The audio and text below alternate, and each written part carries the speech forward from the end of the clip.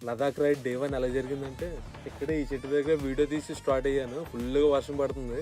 వర్షంలోనే తడుచుకుంటూ రాజమండ్రి దాకా వెళ్ళిపోయాను. తుని నుంచి రాజమండ్రి దాకా వర్షం పడుతూనే ఉంది ఆ రోజు. తర్వాత అక్కడ బ్రో ఒకళ్ళు ఇన్‌స్టా 360 క్యామ్ ఇచ్చారు. ట్రిప్ అయిన దాకా యూజ్ చేసుకోమని. క్యామ్ తీసుకొని రాజమండ్రి నుంచి దేవరపల్లి, గోపాలపురం, ఇంకా జంగారెడ్డిగూడెం మీదుగా తెలంగాణ స్టేట్‌లోకి ఎంటర్ అయ్యాను.